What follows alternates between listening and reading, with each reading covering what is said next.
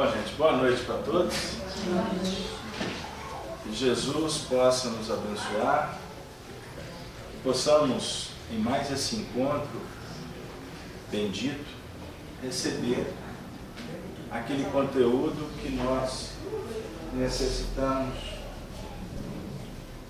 para o nosso crescimento, para o nosso fortalecimento, para que possamos cada vez mais nos conscientizar quanto às nossas responsabilidades perante a nossa evolução espiritual, o convívio com o semelhante, nosso compromisso com a sociedade.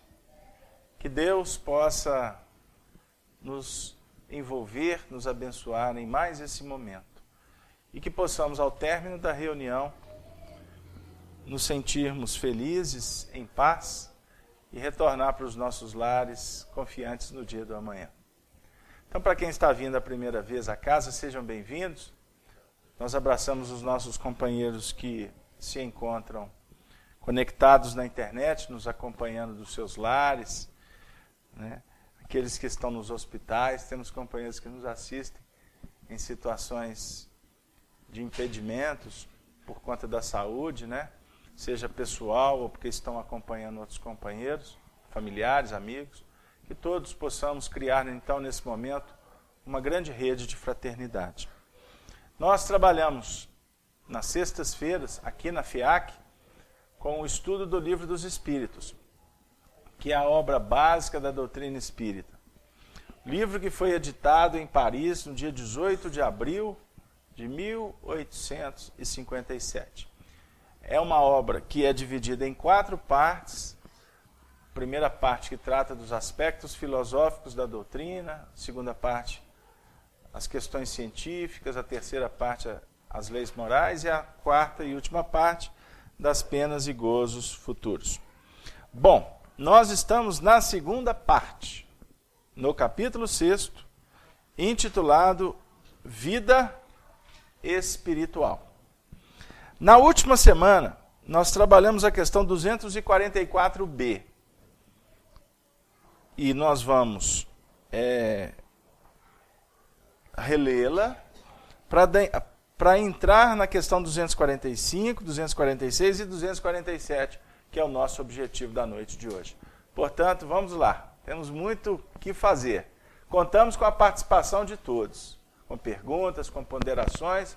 O nosso ambiente é um ambiente fraterno, portanto, favorece a liberdade de expressão, porque estamos numa condição de igualdade, não é mesmo? Enfim, vamos lá. Kardec formulou assim aos espíritos, questão 244b. A ordem, no caso a ordem de Deus, lhe é transmitida diretamente ou por intermédio de outros espíritos. A gente estava num contexto estudando, no caso, só para contextualizar, né? Porque senão fica meio solto.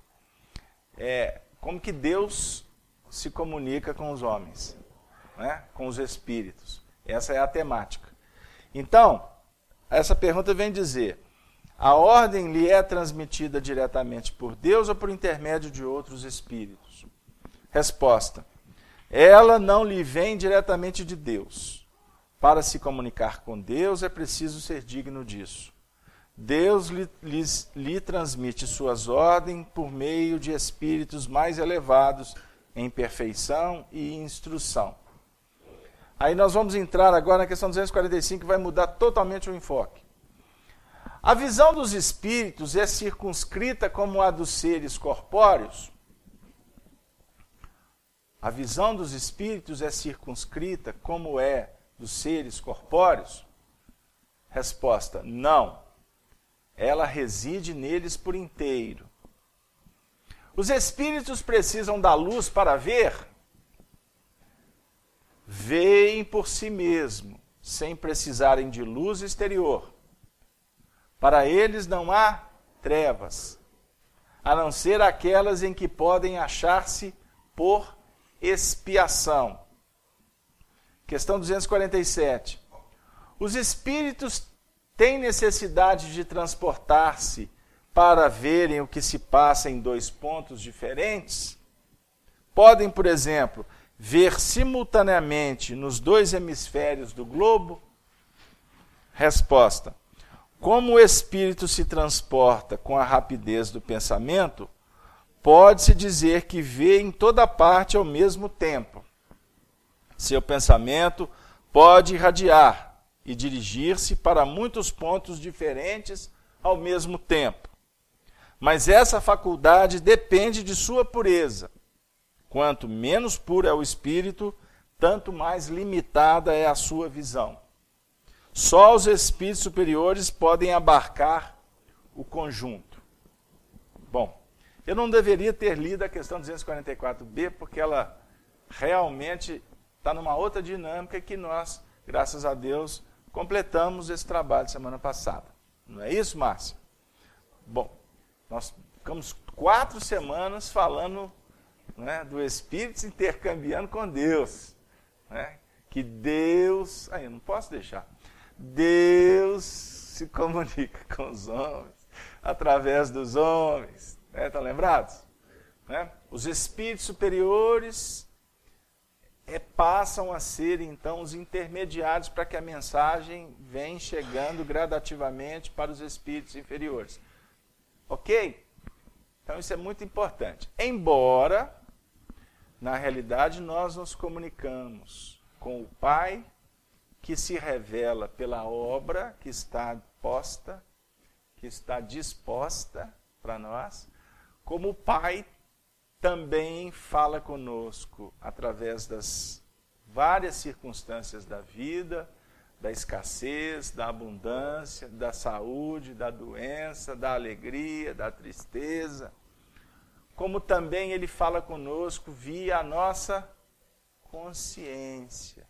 A lei de Deus está escrita na nossa consciência. À medida em que nós vamos evoluindo, nós vamos compreendendo mais a vida e quais são os desígnios de Deus para conosco. Ok? Ponto. Vamos mudar a página. Hoje eu fiquei disciplinado, viu? Questão 245. A visão dos espíritos... Só um instante.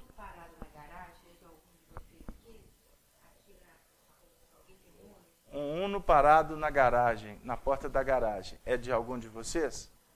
Só um instante, está indo. É só uma questão de transporte, né? Ok, obrigado. Bom, então, a visão dos espíritos é circunscrita como a dos seres corpóreos? Não, ela reside neles por inteiro. O que é essa questão está propondo? A visão dos seres corpóreos? Vamos falar, a nossa visão como homens, a nossa visão ela é limitada, não é? Nós temos vamos dizer assim, uma objetividade que a gente alcança, uma visão espacial, não é mesmo? Certo? E nós precisamos dos nossos olhos, ou seja, nós precisamos do órgão, não é? Para efetivamente enxergarmos. A pergunta é, para os espíritos o processo é o mesmo? Se dá da mesma maneira? E a resposta é não. Porque os espíritos, a visão do espírito não fica circunscrita aos olhos. Os espíritos veem por inteiro. Olha que interessante. Aí a gente fica, mas vê como se dá isso? Porque a percepção é da alma e ela não se limita a um órgão. Como ele vê por inteiro, ele também pressente, ele também tem sensações das mais variadas. A impressão aciona o sentido da sua intimidade. Então, isso é muito importante, porque nós compreendermos isso, até para a gente chegar naquela condição de começar a refletir mais sobre o que vem a ser mediunidade, ou faculdade extrasensorial. Porque o médium, quando vê um espírito, ele não vê com os seus olhos físicos. Ele identifica o espírito pela sua percepção quanto, vou dizer aqui, generalizando, a percepção da sua alma. Entendeu? Então você não sente cheiro com os registros né, das questões olfativas. Né? O som, nós precisamos do ouvido, não é isso? Nós precisamos deste órgão que vai nos auxiliar a identificar as vibrações do som. Para o espírito, isso é prescindível. Então, quando a gente fala em mediunidade, eu gosto de abordar o assunto pautado nos sentidos físicos. Ou seja, a nossa mente é voltada para prestar atenção no que os nossos sentidos identificam. Tato, olfato, paladar, audição e visão. Não são 5? A mediunidade, ela está para além destes 5 sentidos. Captou? Então, muitas vezes, a sua visão não tem o alcance, mas a mediunidade, ela favorece que você identifique algo que a sua visão não consegue identificar. O médium que tem ostensividade mediúnica, ele vê com muita clareza. Não é? Existem médiuns que veem os espíritos como nós vemos os homens. Isso é uma faculdade de clarividência. Tem médiuns que conseguem não só ver os espíritos, mas conseguem, por exemplo, ver o campo áurico de um encarnado. Isso é clarividência. Ele não está vendo com os olhos, entendam bem. Mas o que é o campo áurico? É o duplo etérico. O duplo etérico, ou seja, é o nosso campo magnético que é identificado pelo médium, que entra numa dimensão diferente da nossa dimensão quanto da objetividade, né?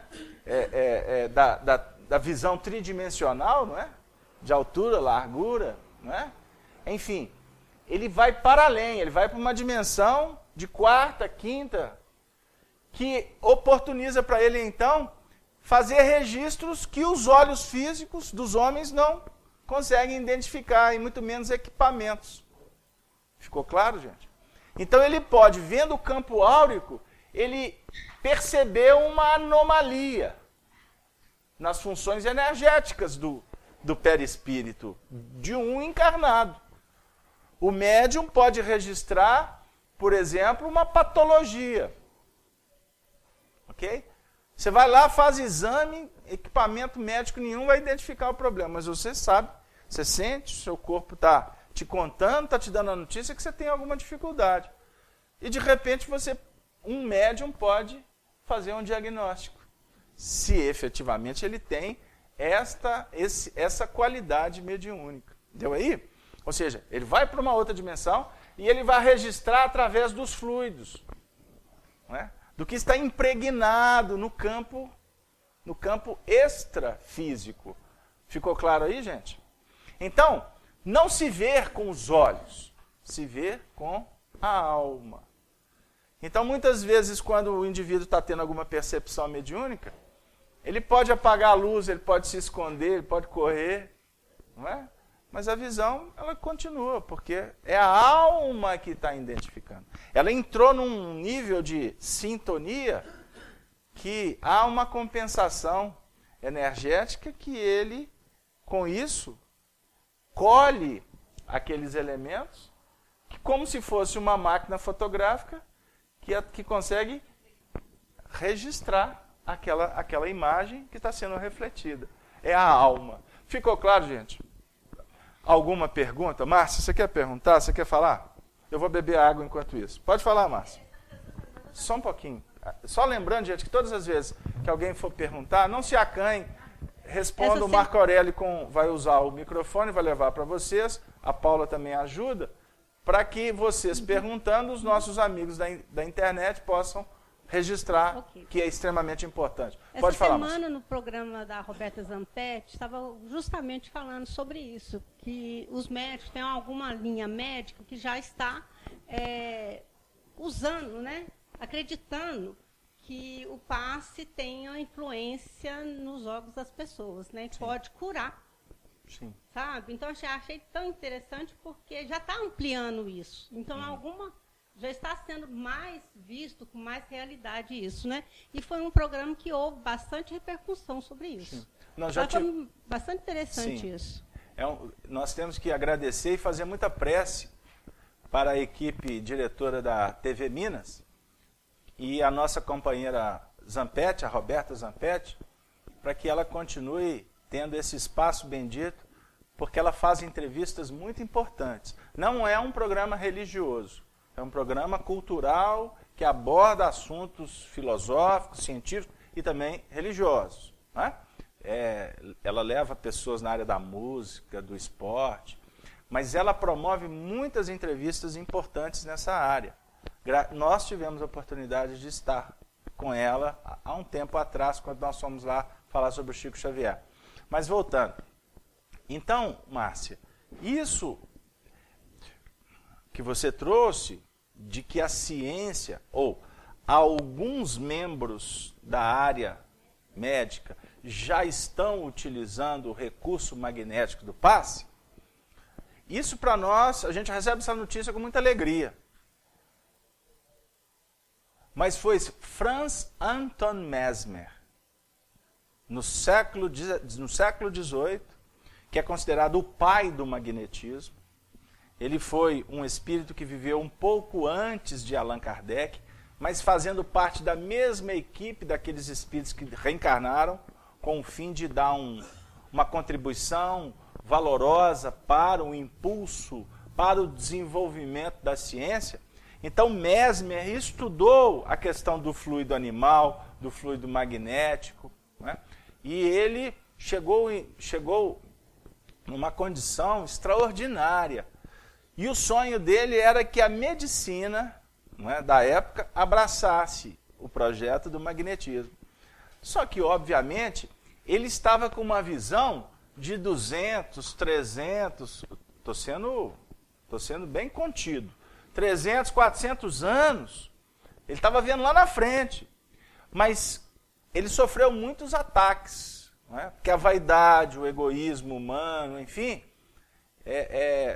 ele sofreu muito. Que é característica daqueles que trabalham em nome do Senhor. Sofrerem ataques. E por isso é que nós temos que testemunhar mesmo, para verificar se a gente realmente está conectado com o bem. E esses espíritos de escola, eu estou falando nós, no sentido de todos nós. Porque se você abraça o Evangelho, não tenha dúvida que tu vai viver testemunho. Você vai ser testado, se realmente é isso que tu quer. Perseguido, caluniado, difamado. Isso é comum. Não é? Porque as trevas se movimentam para tentar impedir o progresso espiritual. Isso, o exemplo maior é Jesus. Ponto. Então, continuando. Então, Mesmer idealizou essa condição da ciência humana, trabalhar no campo do magnetismo. Não é? E Allan Kardec, para vocês terem uma ideia, Allan Kardec, antes de ter se tornado o codificador da doutrina espírita, Allan Kardec era da escola de Mesmer. Ele estudava o magnetismo, com cientistas, com pessoas extremamente sérias da época. Então, Kardec, no magnetismo, ele teve uma experiência de mais de 30 anos, para vocês terem uma ideia. Tanto que na doutrina espírita, na codificação espírita, Kardec quase não aborda o assunto sobre magnetismo. Então, alguns historiadores perguntam, mas por que Kardec não colocou o magnetismo dentro da doutrina? E Kardec dizia, mas a doutrina do magnetismo, ela já está pronta. Eu não vou gastar, entre aspas, né? Eu não vou gastar tempo na doutrina espírita para falar de uma coisa que já é fundamentada. Porque será a medicina do futuro. A base da medicina do futuro. Vocês assistiram um filme Nosso Lar? Os espíritos... Espera, agora eu vou perguntar para os encarnados. Vocês assistiram o filme Nosso Lar? Quem não assistiu, não precisa de dizer que assistiu, só para ficar bem, politicamente correto. Vocês se recordam que tem uma cena muito interessante no filme, quando o André Luiz vai receber os primeiros tratamentos lá nas câmaras de regeneração, né? Onde ele vai receber o recurso do passe magnético. Vocês estão lembrados dessa cena? Ele estava com uma lesão. Aí vem a pergunta, mas espera aí, mas ele morreu? Não, o que morreu foi o corpo físico dele. Ele estava no plano espiritual e a lesão, a patologia estava erradicada no perispírito. Então vocês se lembram que, eu não me recordo agora quem era o auxiliar, Lísias, não foi? Lísias ia ministrar o passe, né? E ele sentia as reações, mas assim, não era uma questão instantânea de uma cicatrização automática, né? Era todo um tratamento. Mas você se lembra que o filme, à medida em que foi registrando os passes e tal, que ia a câmera, a imagem mostrando a recomposição gradativa dos tecidos epiteliais do perispírito. Olha que interessante, né? É o que acontece aqui na cabine de passe. Quando a gente vai receber o passe, e eu vou abrir um parênteses, viu, gente? Passe, a gente recebe quando a gente está precisando, viu? Isso é muito importante, né, dona Neuza? Porque senão daqui a pouco a gente vem para o centro espírita, se não tomar a hóstia, se não receber o passe, se não recebeu a bênção do vigário, se não passou pela sacristia, não foi à missa. Vamos com calma. Isso é um trabalho que a coordenação da reunião tem que fazer toda semana. O passe é recurso magnético, é transfusão de energia psíquica. O que é isso?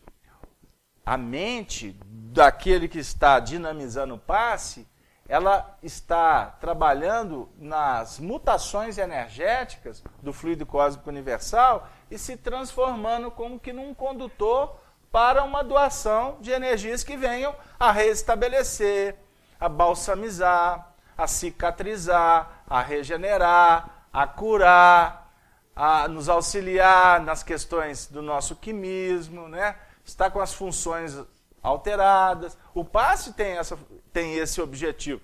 Mas o passe, Márcia, vai atuar no campo perispiritual do paciente. É no campo energético do paciente.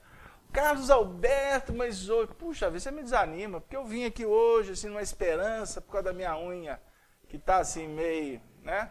A moça tirou uma picanha na hora que ela foi fazer minha unha, e eu vim aqui para ver se, né?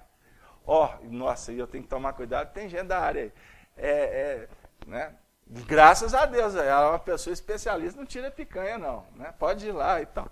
Mas aí o passe não vai amortecer a dor. Então vamos com calma com o assunto. Agora você sabe que isso pode acontecer? Na Revista Espírita, nós temos um caso interessantíssimo estudado por Allan Kardec, que através de um passe magnético, uma entidade espiritual auxiliou na reconstrução da estrutura óssea de um paciente que tinha quebrado a perna. Pra vocês terem ideia.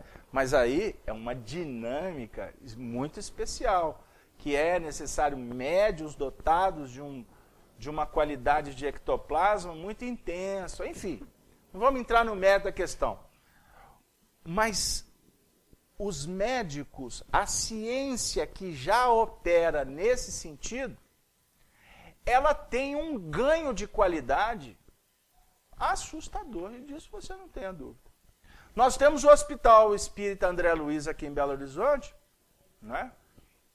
Que é que no hospital você é utilizado o recurso do passe magnético para os pacientes.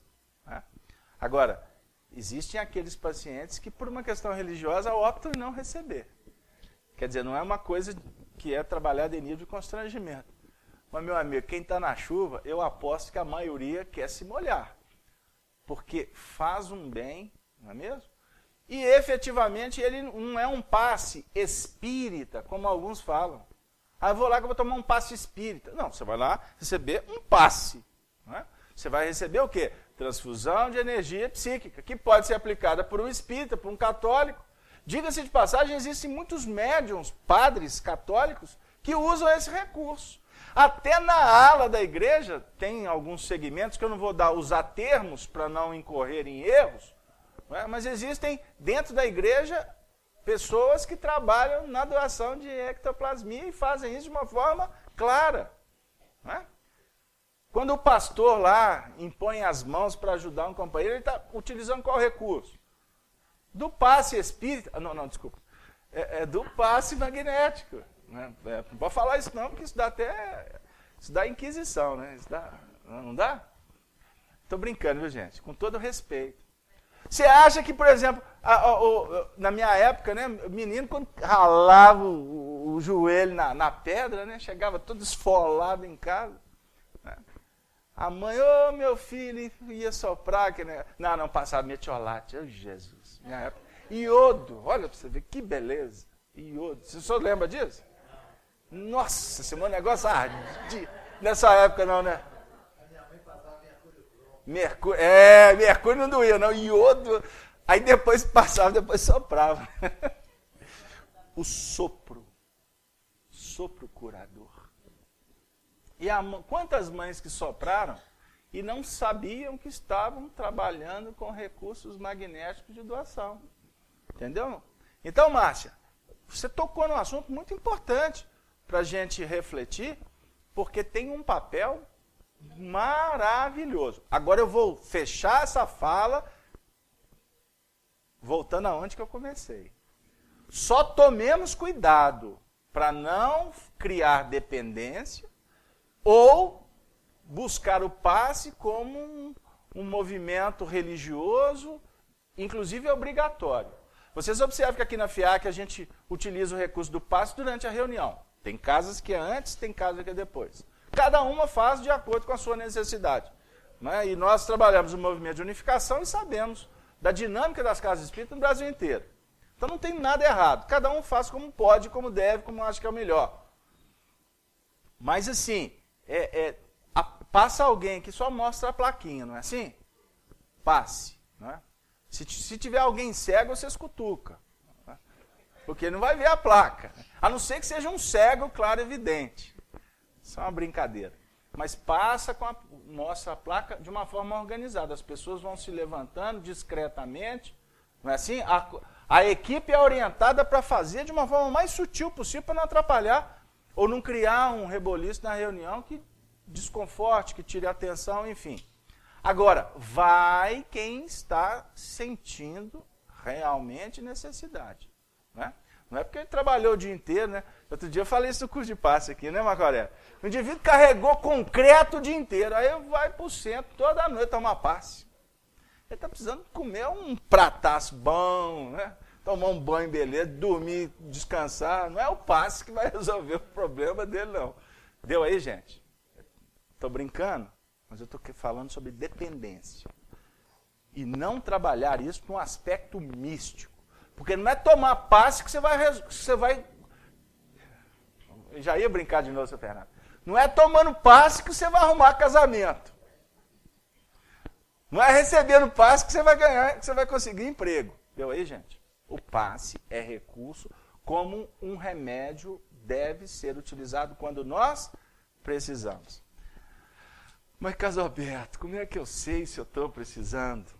Faz uma prece, pede orientação, que as intuições vêm, né, Dora? Agora, se tiver que todo mundo receber o passe na reunião, nós vamos aplicar passe em todo mundo na reunião, não é assim, Dora? Porque, afinal de contas, a equipe de passe vai ficar assim, rica, né? Vai ficar rica de bônus horas, né? Porque o pagamento vem dos céus, não é mesmo? E digo mais, quem está dando passe é que é o maior beneficiado, sabia? Porque você está operando no bem. E quem opera no bem está advogando em causa própria. Amanhã alguém vai te sustentar, não tenha dúvida disso. Ei, Márcia, você viu o que a Zampete nos aprontou hoje? Nós estamos recebendo a participação, se eu estou correto, Dom Jorge, São Gonçalo do Rio de Janeiro. Se for um sacerdote, eu não sei se o dom aqui é porque está trabalhando esse atributo, eu agradeço de coração a presença nesse nosso ambiente cristão. O duplo etéreo é um corpo que somente os encarnados possuem? Em tese, sim. O duplo etérico, vamos dizer assim, é uma... Como é que eu vou definir? É uma parte do perispírito que faz a junção do corpo espiritual com o corpo físico. O duplo etérico ele tem a função mais ou menos como se fosse um campo energético que eu gosto, ele como, até nas suas expressões áuricas, ele nos faz lembrar aqueles véus. Acortinado? Não, é véu mesmo, né? É véu? É véu? Eu dessa parte, eu sou muito carente de informação. Véu, né? A gente, o que coloca no bercinho dos meninos é véu, não é? É isso mesmo? Não estou cometendo nenhum agafe aqui, não? Acortinado, tá vendo? Cortinado. Ô, gente, nós vamos fazer um curso na FEAC de tecidos. O véu lembra muito o campo áurico, porém, de matizes, de cores, das mais variadas, de acordo com a fluidez energética. Densidade, qualidade, não é? Qualidade no seu sentido de expressões dos teus sentimentos, das tuas emoções. Ele é como se fosse, sim, o nosso cartão de visita para o mundo espiritual. Agora, o duplo etérico é que efetivamente mantém o nosso fluido animal. A sua bateria, eu gosto de usar esse simbolismo, a sua carga energética. Então, todos nós temos a nossa estrutura de vitalidade, o nosso quanto de vitalidade. Então, quando o indivíduo desencarna, vocês já foram em cemitério à noite? Não, né? Não. Nunca foi? Quer fazer uma visita? Não. Não, quer não? Senhor Fernando, no interior, né? E hoje aqui nos grandes centros, a gente nem tem muita oportunidade de ir no cemitério à noite. Mas no interior, quantas vezes as pessoas já viram saindo dos lápides, né? De noite, assim, lá pela finalzinho da tarde, você já viu, né? Sabe, aquelas fumacinhas, aquelas chamas, que o povo, tem um fantasma saindo lá do túmulo. Sabe o que é aquilo? É o chamado fogo-fato. Fogo-fato. É a combustão, não é? Que cria aquelas chamas, e elas, o nível energético que sustenta aquele fluido, ele vem do duplo etérico. Ou seja, o corpo do indivíduo está em decomposição, ele morreu, não é isso? Ele está na falência plena. Então ali está havendo todo um processo de reações químicas. E o fluido vital, ele auxilia muito na combustão. Por isso é que tem as reações e sai, em alguns movimentos, até uma chama por cima, né, que circunda aqueles lápis. E o povo fica tudo achando que é assombração. É o fluido animal, não é? Que dimana do duplo etérico que o nosso Dom Jorge nos trouxe. Por favor. Ok? Mas é o caso Alberto. Vamos voltar para o Livro dos Espíritos. Porque a pergunta é, 246. Hoje eu estou disciplinado, Dora. Os espíritos precisam da luz para ver?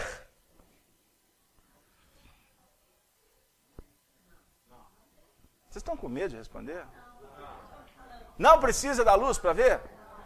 É porque eu já li a resposta? Porque... Ei. Por que, dona Neuza?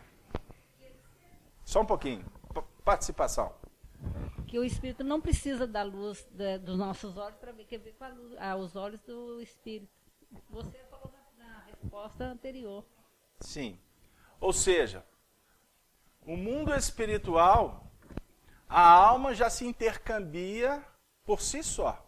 Ou seja, não precisa da incidência de luz para criar a reflexão e a acontecer então a identificação. Então, gente, eu queria dizer para vocês o seguinte, essa história de achar que em lugar escuro tem assombração, que a assombração gosta de lugar escuro, isso é bobagem. Né? Uma casa aberta, mas de noite é que o negócio pega. E aí tem gente que, eu conheço as pessoas, até não estão aqui não, mas tem gente que dorme com luz acesa. Que luz acesa espanta os espíritos. Meu Deus, que ignorância. A luz, um dado técnico, a incidência da luz solar, ela inibe as percepções, oblitera o sensório da alma do encarnado. Portanto, durante o dia, nós estamos muito mais vinculados à objetividade da Terra, dos seus compromissos, da rotina, dos desafios, e com isso a sua sensibilidade, ela não fica aguçada. Isso no caso daqueles que não são médiuns. Porque o médium, ele pode ter a sua percepção ampliada durante o dia também. Isso não inibe, no caso de médiuns que têm ostensividade. Ficou claro? Agora, à noite, o que acontece? Com os raios solares diminuírem a sua intensidade, eles não deixam de nos visitar, certo? O sol está escondido, mas nós estamos sobre a reflexão da luz da sustentação do astro-rei. Mas à noite, por ele estar numa outra faceta de expressões para os nossos registros, isso sintomaticamente amplia a percepção do indivíduo. Deu aí? Porque até o ritmo de atuação das pessoas modifica. Não é verdade? É verdade ou não? Ah, seu Fernando. Estou achando que o povo está quase indo para o plano espiritual. Então, voltando. Então, com isso, a sensibilidade aguçando, os médiuns, as pessoas, identificam com mais clareza a presença espiritual. Casa aberto, mas lá em casa o negócio pega. O negócio pega. Né, Márcio? Jesus, tem dia lá em casa que eu tenho que ligar a televisão. Tem gente que é assim, você vai na casa dele, quanto mais vai ficando mais tarde, mais aumenta o som. Porque não tem jeito. Vai aguçando o processo mesmo. Então, se não tiver equilíbrio, nossa, senhora, viram Deus nos acuda. Fala, seu Fernando.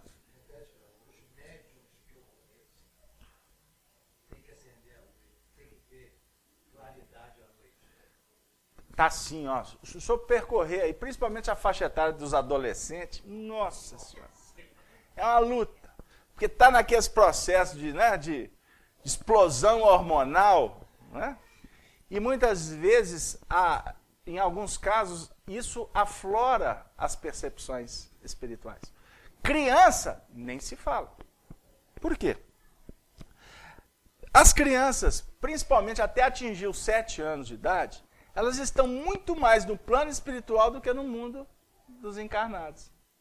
O processo de reencarnação ainda não foi concluído. Essa conclusão, didaticamente, tá? Não é em todos os casos, ela se efetiva aos 7 anos de idade.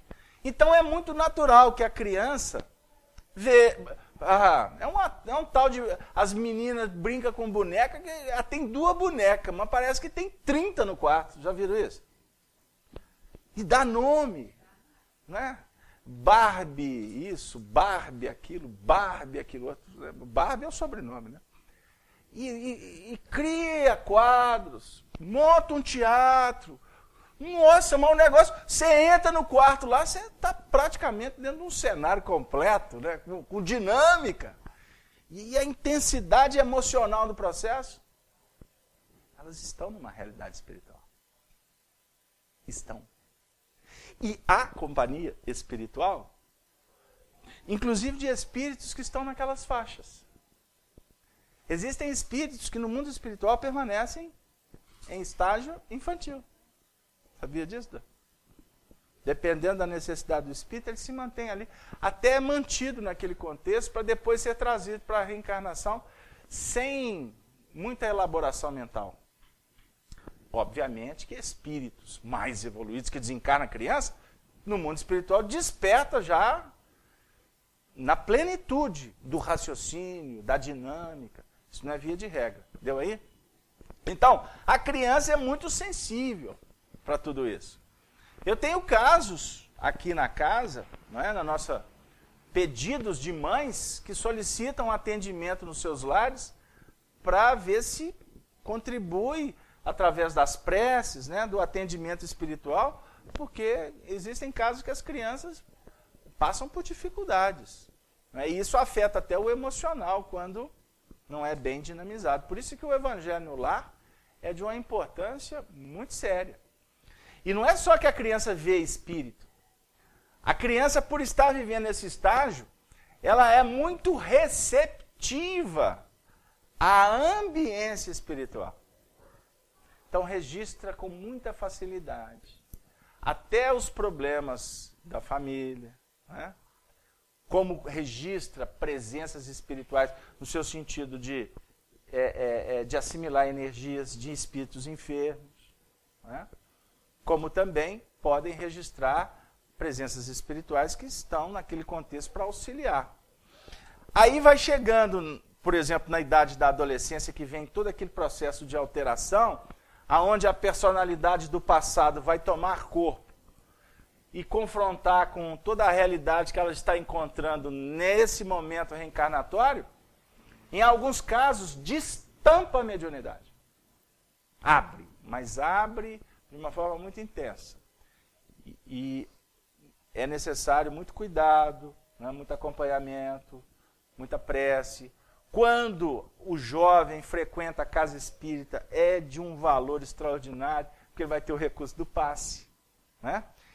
E não só o recurso do passe, ele vai ter a informação, vai ser quebrado, quando possível, essa mística, essa questão mística, fantasmagórica do mundo espiritual, como se o mundo espiritual fosse uma coisa assim inatingível, inalcançável, ou pelo contrário, o mundo espiritual é toda uma região de dificuldades, é um inferno que se apresenta. Você vai conversar com alguns religiosos de outros segmentos, falar que você está tratando do assunto mediunidade pode significar até uma definição de uma necessidade sua de se desvincular do Satanás, porque quem mexe com isso está mexendo com o espírito das trevas. Né? Ou seja, quando se desconhece, se rotula, né? Aí você cria preconceitos e passa a dar orientações completamente desvinculadas do bom senso, da lógica, da razão. Deu aí? Mas, seu Fernando, mas tem uma turminha aí de 73 para 78, não é? Que também costuma dormir com a luz acesa de noite. Hein? O bom é quando o médium vai percebendo isso e tem uma conjugação, um esforço familiar, né? Aí todo mundo contribui, aí ninguém acende luz de noite, aí diminui a conta de luz, né? Porque o médium passa muitas vezes a entender que você, no escuro, você amplia a sua percepção. Você vai treinando isso. Não é? Então lá em casa, se passar lá de madrugada, costuma encontrar com um zumbi andando lá de noite, sou eu. Psicológico, não tenha dúvida. Fala, Marco Aurélio. Costuma alguns médicos tratarem isso como loucura, né? Alguma parte da medicina aí. Né? Por quê? Como a mente é fértil, nós não podemos desconsiderar a imaginação. Existem seres que têm uma mente muito fertilizante. Alimenta muitas ilusões. Só que para que haja uma separação entre o que é ilusão e o que é real, no que remonta ao mundo espiritual, a linha é muito tênue. Entendeu? Então, é mais fácil você diagnosticar como ilusão porque você não tem explicação para o outro lado, e ali você diagnostica, prescreve ponto final, do que mergulhar no processo, para conhecer o indivíduo e verificar se realmente ele gosta de fantasiar. Deu? Então, o profissional da área, que tem uma visão mais ampla no que remonta à espiritualidade, ele vai trabalhar com o paciente, com o atendido, para verificar até que ponto que é ilusão e até que ponto que é verdade. E o que for verdade, ele precisa de orientação. Então, o médium na casa espírita, qual que é o papel da orientação espírita? Acolhê-lo, tratá-lo, não é mesmo? De uma certa forma, tirar dele essa questão do medo, que não tem justificativa de ter medo. Ele tem que aprender a lidar com a sensibilidade para educá-la, para que o mundo espiritual não te cause transtorno na ambiência física. Porque um médium ostensivo, Marco Aurélio, ele entra em relação com o mundo espiritual, muitas vezes, em movimentos do dia a dia, que ele está, por exemplo, cuidando de coisas objetivas, ele está ajustando um equipamento aqui, e de repente, ao ajustar esse equipamento aqui, ele começa a ver que existe outra coisa do lado desse equipamento. Ele começa a ver o campo energético desse equipamento. Esse objeto está imantado, alguém tocou esse objeto. Um médium de psicometria, ele toca no equipamento, ele entra no campo mental de quem é dono do equipamento. Pô, engraçado, esse equipamento é de um músico. Tá, até aí tudo fácil. Beleza, mas o nome dele é tal, ele está encarnado, ele está desencarnado. Isso é psicometria, pelo toque. Como, por exemplo, existem médiuns que tocam o paciente, não é que precisa tocar, tá? Mas ele toca o paciente e ele diagnostica uma doença. Isso acontece numa fração de milésimos de segundo. Aí ele fala assim, mas peraí, nossa, deixa isso para cá, peraí, eu tenho que trabalhar. Não quero mexer com isso aqui agora não. Existem médiuns que entram no painel e não conseguem sair. Porque não tem a habilidade, não tem experiência, não tem maturidade para dissociar. Você está conversando com o indivíduo lá na repartição pública, do nada, você começa a pegar a onda mental dele. Ele está expressando uma coisa e você começa a perceber o que está pululando na cabeça dele. Deu? Aí você, mas espera aí, eu estou lá ao tocar. Era o Chico Xavier. O Chico teve uma época que Emmanuel falou assim, ele ia cumprimentar as pessoas, Chico, né?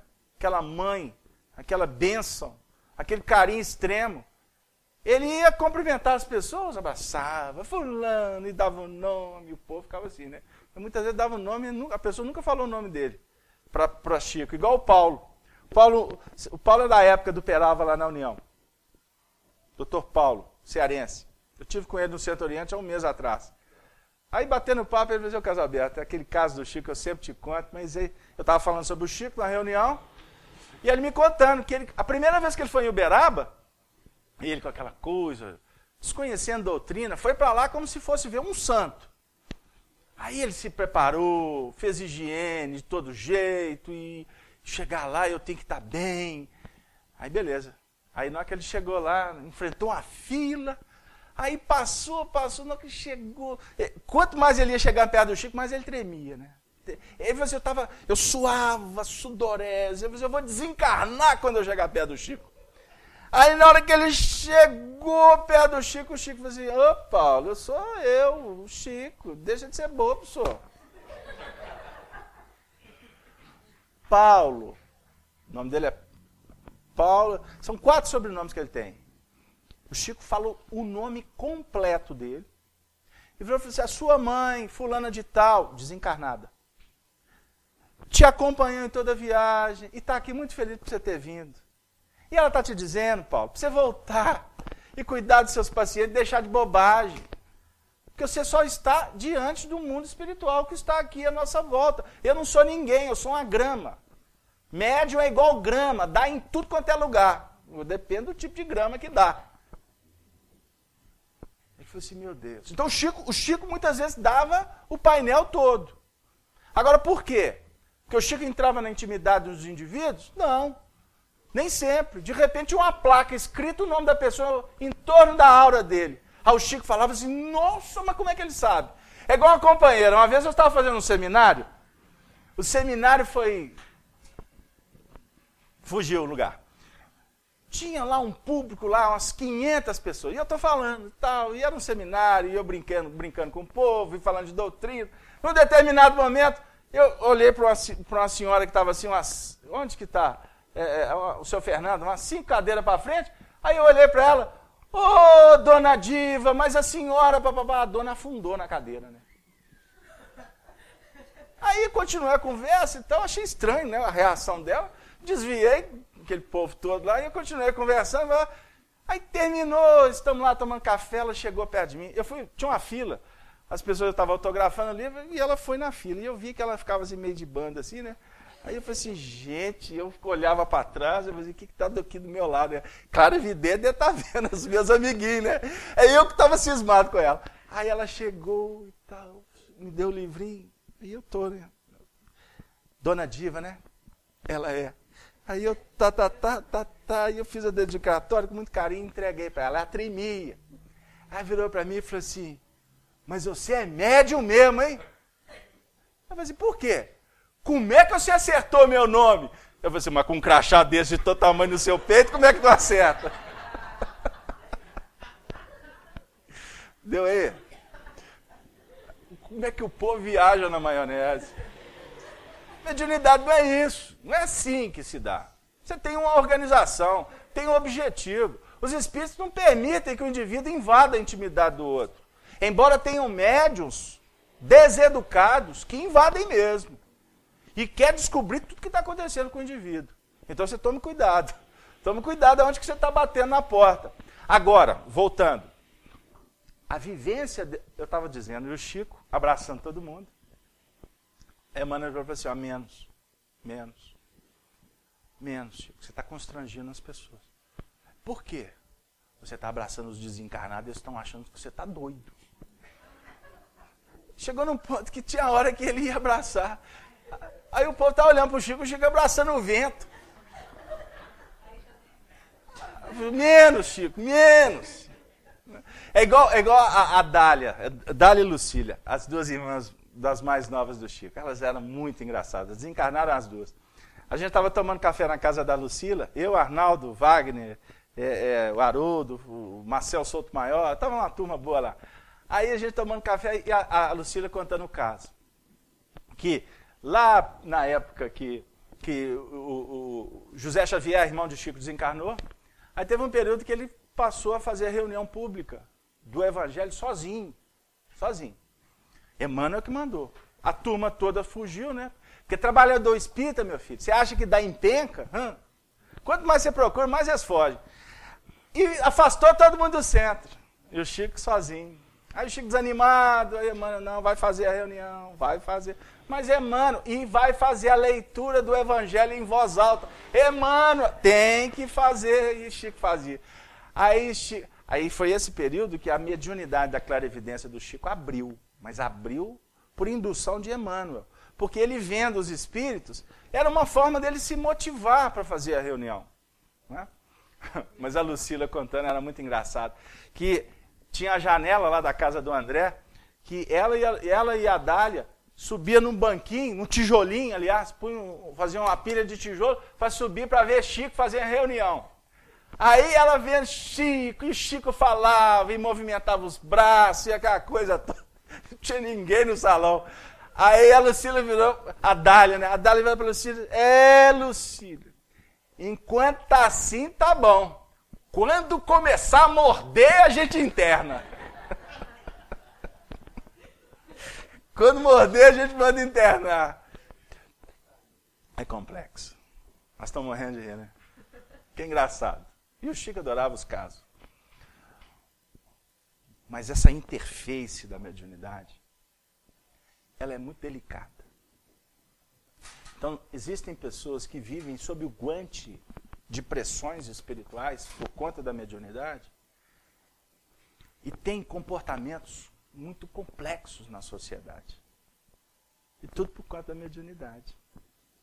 Oscilações, Se você quiser caracterizar influência espiritual, um dos pontos fundamentais a ser observado é oscilação emocional. Humor, muito bem. A palavra correta é humor. Está sorrindo para você, ô Marquinhos. Aí você fala alguma coisa, desgraçado. Como é que tá a vida? Tá ótimo. Aí daqui a pouco o telefone toca, a pessoa desequilibra. Intercorrências de naturezas fluídicas, energéticas, espirituais. A nossa mente é um dínamo, gerador e receptor. Reflitamos sobre isso. Nossa mente é espelho. Pensamento é energia eletromagnética. Então nós estamos o tempo todo registrando isso.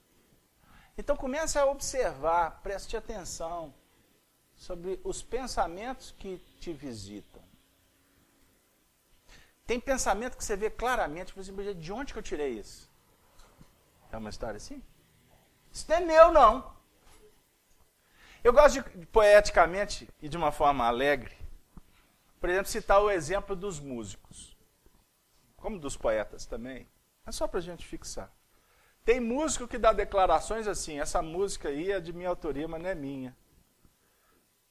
Outro dia a gente viu uma reportagem da Paula Fernandes, né? Ela dizendo que, e ela é espírita, a Paula Fernandes falando, que tem composições que é ditada para ela, que não tem nada dela, não tem nada a ver com a forma com que ela vê, pensa e sente a vida.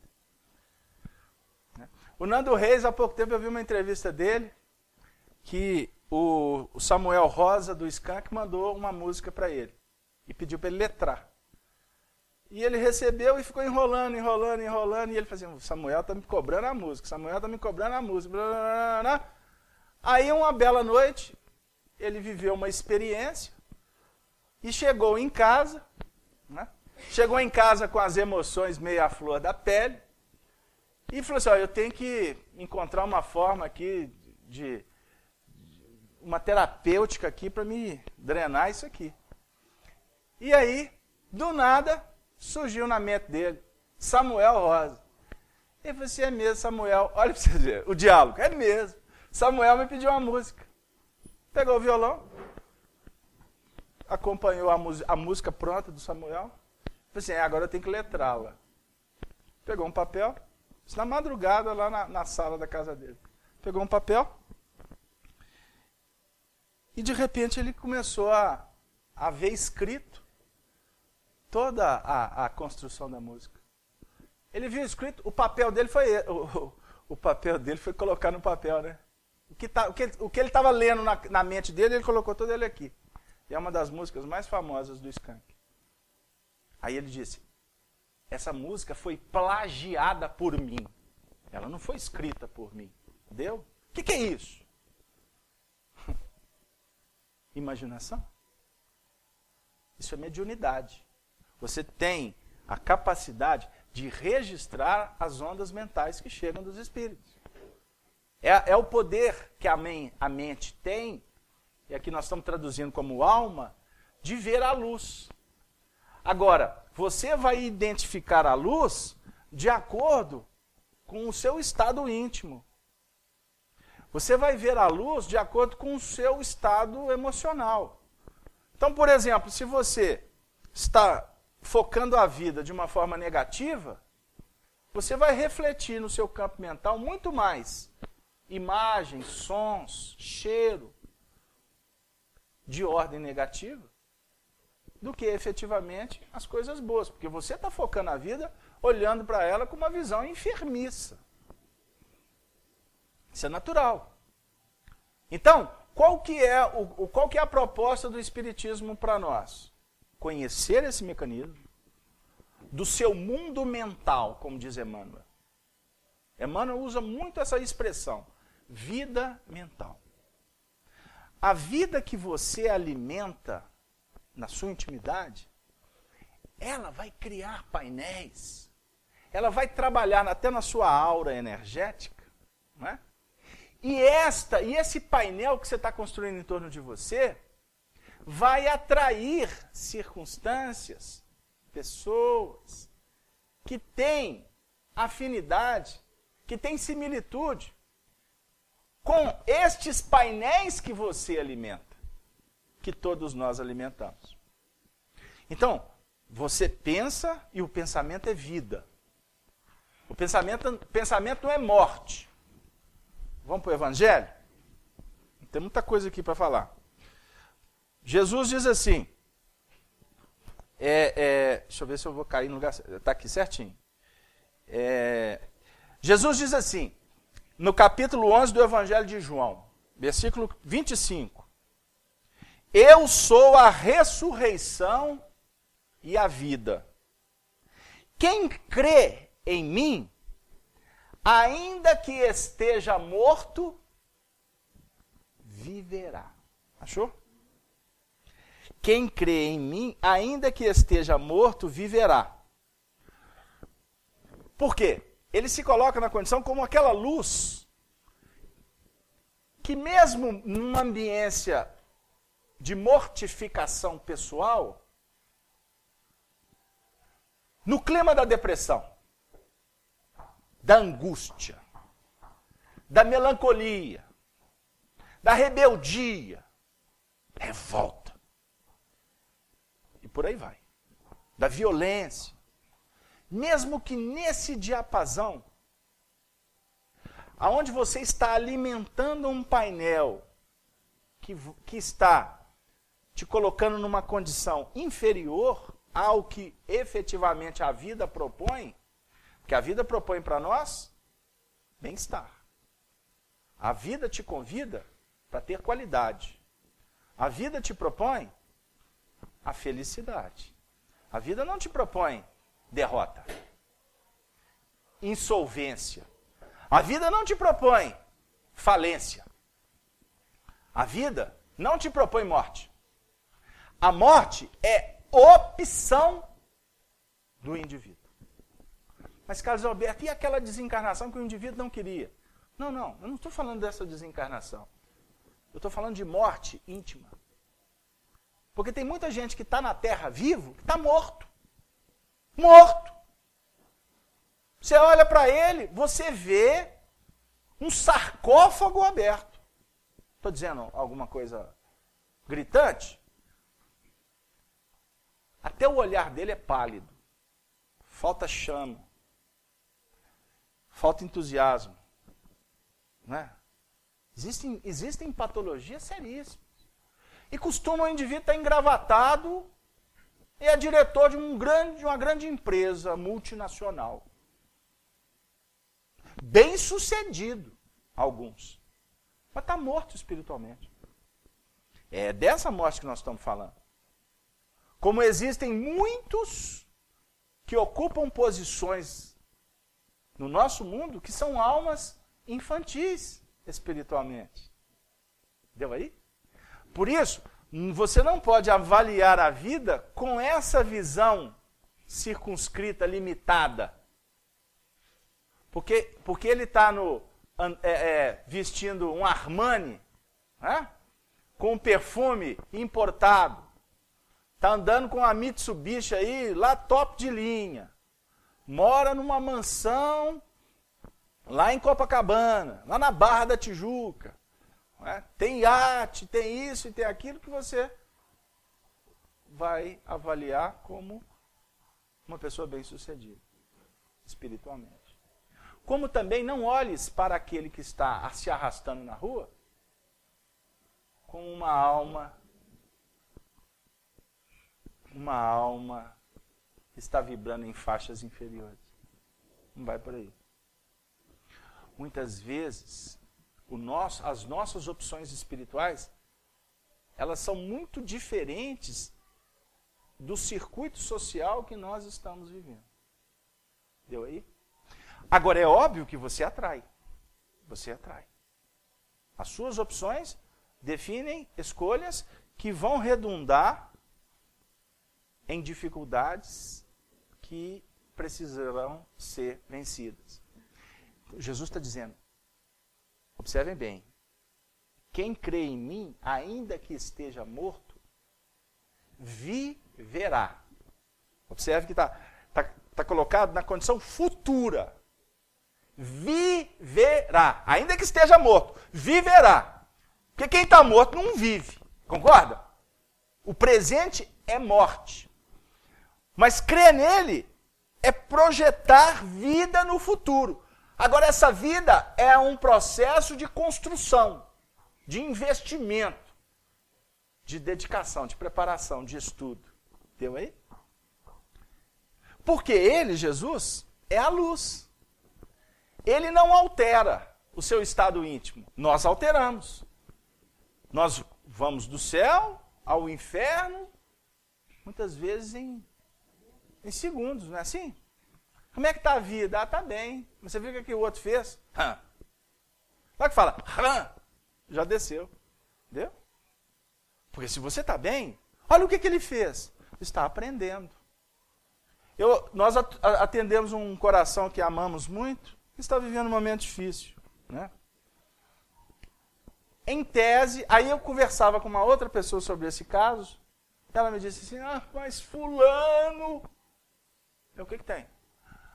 Mas eu não vou suportar a desencarnação. Eu falei assim, então nós precisamos de rever o Evangelho. Você, trabalhador espírita, não suportar a desencarnação? Então você está no lugar errado. Ô Casalberto, mas eu sou humano. Aí muda a postura, né? Aí veste a capa. Mas você sabe como é que é? A gente está falando isso, né? Não, não veste capa, não. Não veste capa, não. Porque você está mentindo para você mesmo, não está mentindo para mim. Eu quero te dizer o seguinte, se a desencarnação vai te afetar tanto, você vive uma dupla realidade. A realidade de espírita é quando está diante de um livro, dando passe, participando da reunião, e a outra realidade é quando você está lá no mundo. Que você perde as estribeiras. Que você perde o equilíbrio, porque alguém falou alguma coisa que te desagradou. Mas que cristão que é esse? Doutrina espírita é um projeto de vida. E a desencarnação faz parte. Se nós não começar a pensar assim, fica difícil. Porque só tem até a minha esposa. Você arruma outra. Nossa Senhora. É meu marido. Você arruma outro. Mas eu reencarnei para casar uma vez só. Louvado seja o nosso Senhor Jesus Cristo, para sempre seja louvado. Agora, será que você vai dar conta ou é papo furado? Eu conheço um que, na hora que a esposa estava sendo velada, no momento final, prece final, não é? Já estava para tampar o caixão, aí ele falou assim, eu te prometi que eu ia com você até o fim, agora estou liberado. Até o fim, agora, E por uma questão de consciência, ele falou ali naquele momento final, não traiu, não adulterou. Desencarnação faz parte. A encarnação faz parte. Dificuldade faz parte. É uma vida só, meu amigo. Porque senão, o espiritismo para nós é uma vez na semana. Dia da reunião, eu sou espírita. Não, nós somos espírita toda hora. Nós estamos o tempo todo intercambiando, lidando com forças. Então nós precisamos de aprender a lidar com esse mundo que não é percebido pelos homens, mas ele é identificado por ti. Porque o que você percebe, o Marco Aurélio não percebe. A beleza da mediunidade está nisso. Quantas vezes um médium chegava perto do Chico e falava assim, Chico, eu estou vendo assim, um espírito tal aqui presente. O que você acha? Querendo que o Chico confirmasse. O Chico quantas vezes falava assim, minha irmã, eu estou em outra frequência de sintonia. Não tive o merecimento de identificar esse benfeitor que você está identificando. Agradeça a Deus, se no caso de um benfeitor. Porque a frequência é você que escolhe. A sintonia é você que estabelece. E a partir do momento que você vai sintonizando com aquele fulcro irradiador, você vai energeticamente criando um movimento físico, espiritual, chamado afinidade. Então, o que nós estamos fazendo aqui? estudando doutrina espírita, numa escola espírita que é o centro espírita. Porque a principal função de um centro espírita, Allan Kardec diz, é divulgar e estudar a doutrina espírita. Esta é a primeira função do centro espírita. Em segundo momento, nós criamos um laboratório para viver o cristianismo, abraçando-nos como amigos. Porque todos aqui estamos na mesma condição de aprendizado. Frequentamos escolas diferentes, mas o aprendizado é um só. Aí, um ajuda o outro. Então, hoje eu posso estar ministrando o passe na irmã aqui, mas amanhã é ela que pode estar me auxiliando nesse atendimento. Deu aí?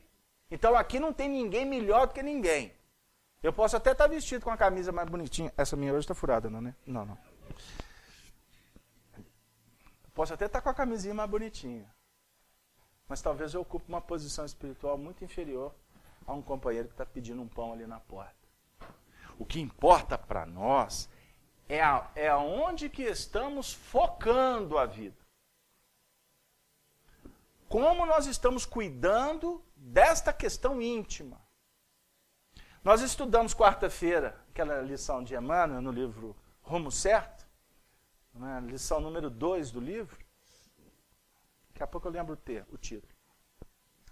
E Emmanuel define para nós que o nosso mundo íntimo, ninguém entra. O seu mundo íntimo, ele é inviolável. Por mais que a gente fique querendo aí sair contando tudo para todo mundo, que costuma ser um ato de extrema infantilidade, dividir as coisas boas é bom, mas tem coisa que é sua. Tem coisa que não se conta, não é, seu Fernando? Porque você não sabe como é que o outro vai receber. Tem companheiro que fala assim, eu sou realizado no casamento. Costuma ser mentira. Mas costuma ser um ato deselegante. Porque ele pode estar falando com alguém que não tem plenitude no relacionamento. Para que ele está se esbanjando? Deu aí, minha amiga? Tem coisas que a gente precisa de ser mais cuidadoso.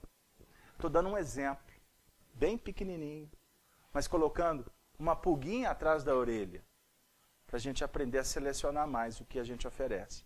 Agora, a intimidade, ela é inviolável. E existem questões que nem mesmo nós conseguimos penetrar. Nem mesmo você sabe que está dentro de você isso aqui, está guardadinho. Aí uma companheira me fala assim, eu conheço meu marido. Meu Deus. Ela me falou isso. Não é, Casalberto? Eu falei assim, você falou que é, eu vou dizer que não é? Mas no fundo eu pensei, louvado seja Deus, porque a primeira precisa de aprender a conhecer ela mesma. Porque a gente não conhece o outro.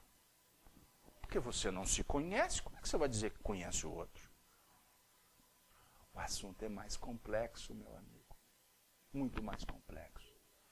E nós estamos na esteira da reencarnação para desenvolver a capacidade de pensar melhor, com mais qualidade.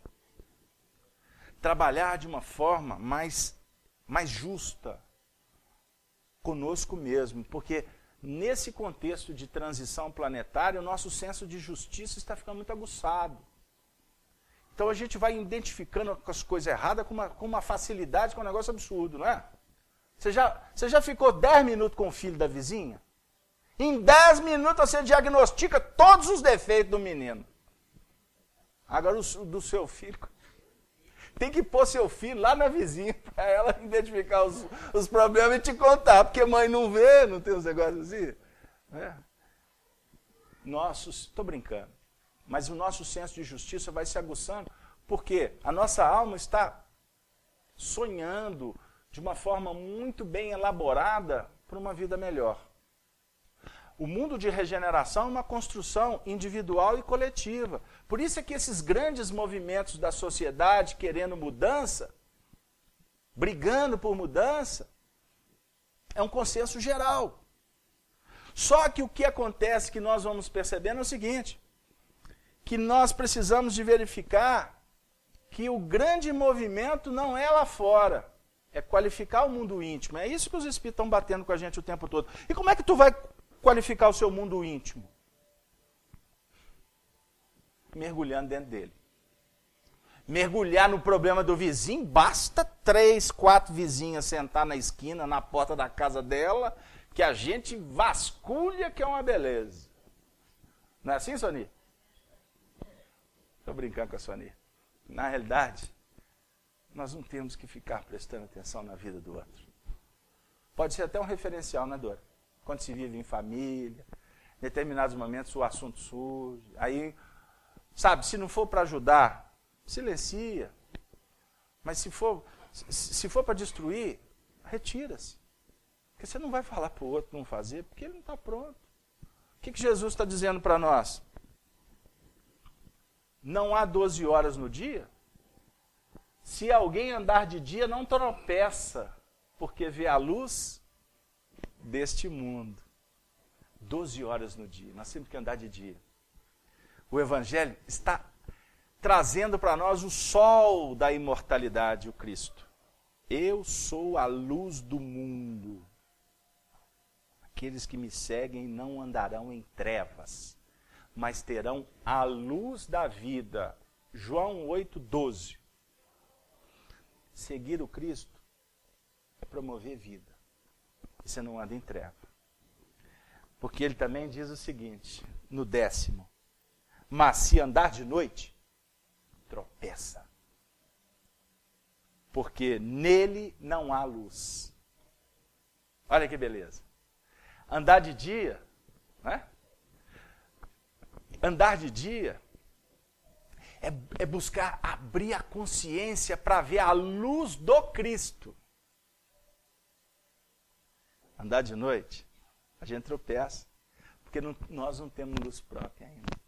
É isso que ele está dizendo para nós. Andar de dia é investir na fonte inquestionável. É buscar caminhar com aqueles que podem te dar algo de bom, experiência. Andar de dia é procurar entender as injunções, os problemas. Por que a vida te fechou a porta? Por que a vida te ensinou a caminhar pela senda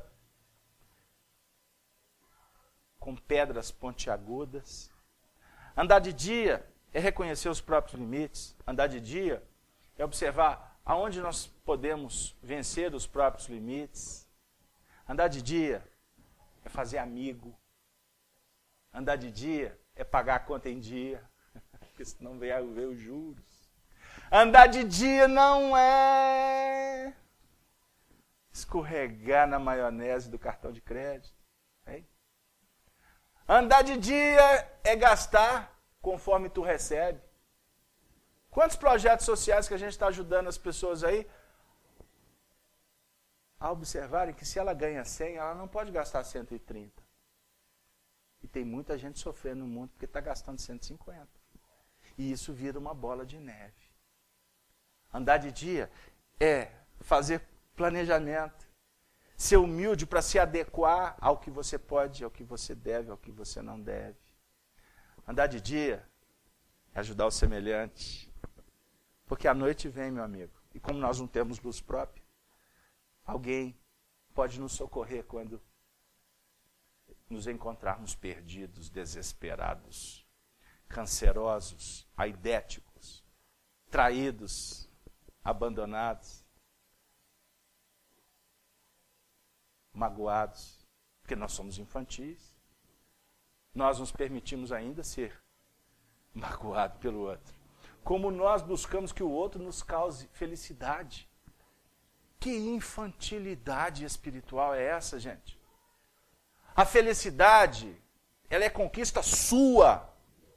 Felicidade não vai ser dada pelo marido. Meu Deus, eu não trago minha mulher naquela reunião nunca mais. Felicidade quem vai te dar não é seus filhos. Felicidade vai ser sua esposa que vai te dar. Não. Dinheiro não traz felicidade, já escutaram isso?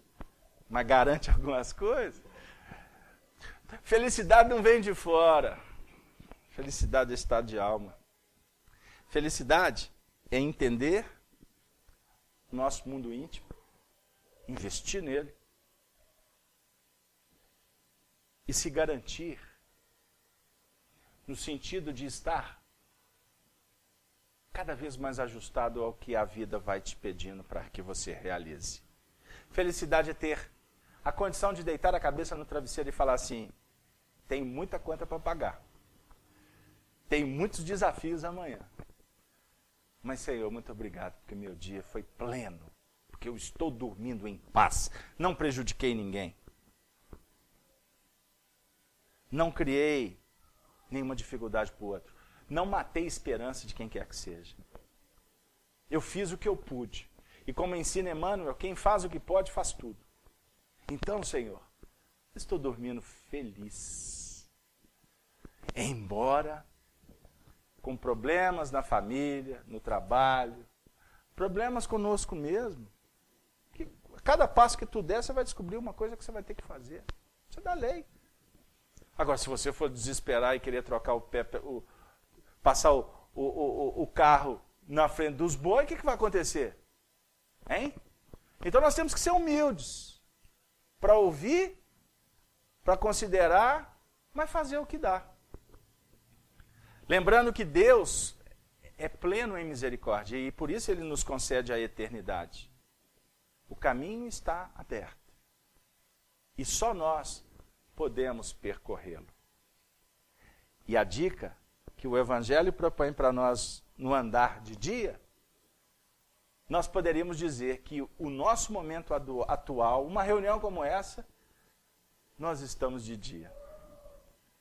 Porque o sol está nos revelando muitas coisas.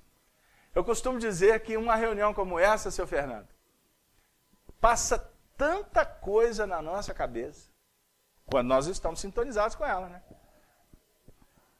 A gente tem a oportunidade de reavaliar tantos valores, mas de prestar atenção em algumas condutas da gente. São tantas informações, tantas reflexões, que muitas vezes, louvado seja Deus, que termina a reunião, daqui a 5 minutos eu não lembro de quase nada. Como assim, caso aberto? Porque a providência divina, ela não vai exigir que você realize tudo o que passou na sua mente. Agora. Por isso é que nós temos a noite. E a noite é para que a gente possa repousar, deitar, vou simbolicamente dizer, nos braços da misericórdia da providência divina, que nos embala como filhos, como aqueles espíritos que estamos caminhando e que estamos vivendo o momento máximo da nossa evolução espiritual. Porque você é hoje melhor do que foi ontem. E amanhã estarás melhor ainda, porque serás melhor a cada movimento dessa engrenagem bendita chamada evolução. Que o Senhor possa, nesse momento, nos embalar em movimentos de alegria, porque a esperança, ela é alimentada por movimentos que nos conectam com o Senhor Jesus, que conforme define Emmanuel no livro Roteiro, Jesus é o campeão da alegria. Aqueles que estão mortos, que crerem em mim, reviverão, encontrarão a vida. Porque Deus não é Deus dos mortos, porque os mortos por si só já cultuam a própria morte, já adoram o problema. Eu conheço um que, enquanto muitos aqui, principalmente da ala feminina, vai para o shopping para saber qual é a novidade da coleção verão, outono-verão, primavera-verão, é porque eu misturei tudo. Tem um que eu conheço que vai no médico e fala assim, qual que é a novidade que eu vou achar na farmácia? Está achando que é engraçado? Mas muitas vezes as nossas eleições são mortes. Nós nos curvamos diante das nossas limitações e entregamos muitas das nossas responsabilidades pelo caminho. O nosso compromisso agora é com a vida. Por isso é que a doutrina espírita nos convida para qualificar a sua vida mental. Não é a vida que você idealiza lá no futuro. É agora, é a sua intimidade. Porque ninguém pode fazer isso por você. Ninguém. Nem a pessoa que plenamente, se eu posso assim dizer, lhe ama. Nem a sua alma gêmea consegue isso. Só você. Casalberto tem alma gêmea? Tem. Mas graças à providência divina, a alma gêmea está longe. Casalberto, mas eu casei, é minha alma gêmea. Assim, parabéns, que está escasso no mercado. E tem uma turma que está deixando compromisso para procurar alma gêmea. Aí vai algemar e vai gemer, que vai ser uma beleza. Estou brincando, gente. Ninguém tem o poder. Ninguém pode construir o edifício da sua vida. Afirma Emmanuel para as nossas considerações finais. A lição intitulada Teu Livro. A existência na Terra é um livro que estás escrevendo. Cada dia, uma página. Cada hora, uma grande oportunidade de construir o teu próprio destino. Não esqueças da responsabilidade de formar frases de luz, porque elas endereçará o prêmio para as tuas aquisições na sua intimidade. Que Deus nos inspire para que a nossa escrita seja luz. E essa luz possa se fazer, e quando tivermos que andar à noite, conectados com a luz do dia, que é o Senhor, nós consigamos dar alguns passos. Mas, por enquanto, vamos ser cônscios das nossas fragilidades e não abrir mão de caminhar com Jesus, nosso Mestre e Senhor. André Luiz define: o caminho deve ser percorrido por cada um. Mas não podemos abrir mão que a lucificação vem do nosso Senhor Jesus. Que Deus nos abençoe nesse entendimento. Agradecemos a presença sempre muito importante de vocês. E eu gostaria de expressar de uma forma humana. Quando uma dessas cadeirinhas estão vazia, a gente se lembra da ausência de quem não está. E o nosso coração fica enternecido e, ao mesmo tempo, nos resta orar para que, aonde eles estiverem, eles recebam esta mesma irradiação que todos nós aqui estamos recebendo. Porque a nossa presença passa a ser extremamente importante dentro de um contexto de atendimento espiritual amplo que a espiritualidade oferece para todos nós. Agora, que pena quando nós optamos por não vir para ficar sentado na almofada da indiferença ou da insensatez. Porque o momento é grave. O instante que passa a humanidade exige de nós andarmos durante o dia, para não tropeçar na noite da ilusão. Que Deus se faça em nós e que Maria Santíssima nos inspire para cuidar do tesouro sagrado chamado o irmão do caminho. Até a próxima oportunidade, e assim nos despedimos de todos, da Rede Amigo Espírita, dos nossos companheiros da sala Falando Espiritismo, em especial a nossa querida amiga Chanri, Rosângela, e aos demais companheiros que encontram nos seus lares, nos acompanhando nesse momento, nesse programa. Para eles é um programa. Estudar o Livro dos Espíritos em seus lares. Para nós é um desafio, é uma tarefa. Portanto, encerramos abraçando a todos e lembrando da importância dessa grande rede que vai se formando.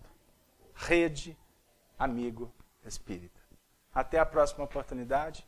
Devolvemos a palavra para a Soni, que vai encerrar as atividades. Muito obrigado.